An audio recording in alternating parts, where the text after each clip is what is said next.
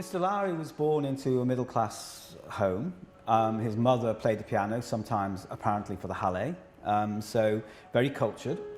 Although he worked as a rent collector like his father, he came to Manchester School of Art here in 1909, I think it was, to do life drawing.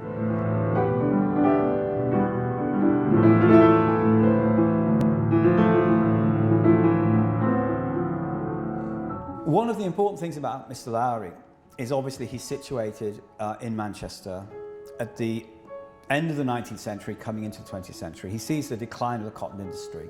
He sees the fall of the Industrial Revolution. Manchester is where capitalism and communism were defined. In the middle of the 19th century, he paints the collapse of those systems, which we've seen.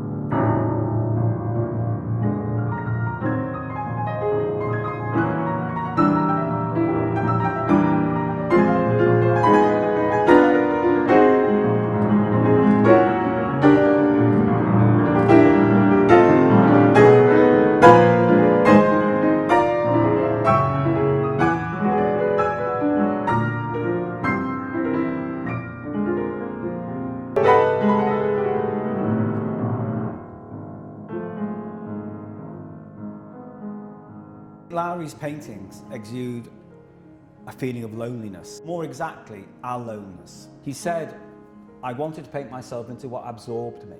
Real figures would have made a mess of it, so I made them half unreal. The figures in the streets are part of a vision. If I had not been lonely, I wouldn't have seen things the way I did.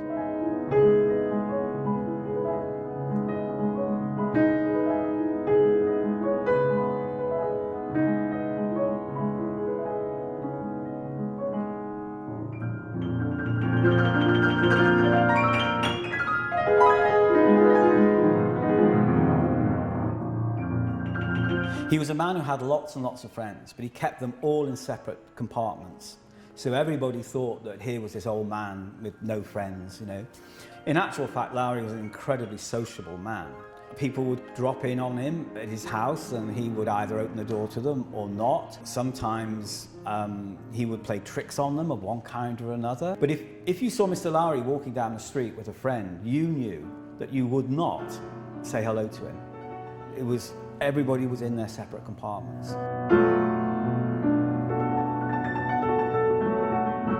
There are many, many, many extraordinary stories about his friendships. His friend Philip, who would take him down to the Royal Academy.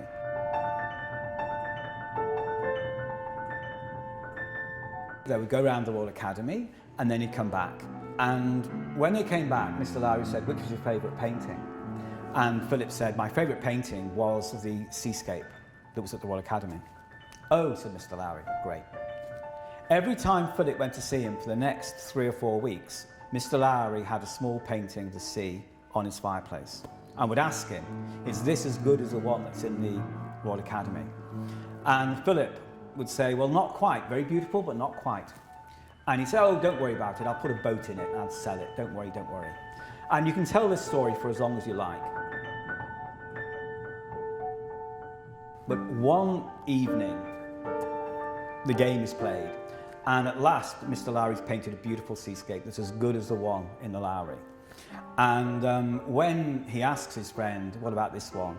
Philip says, yes, that's as beautiful as the one that was in the Royal Academy. And Lowry says, thanks heavens for that, take it away.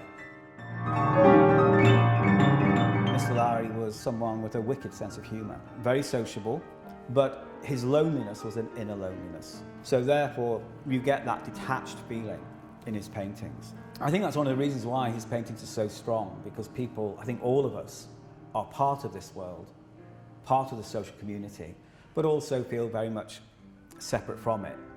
And it's that gap that makes Lowry's work so strong.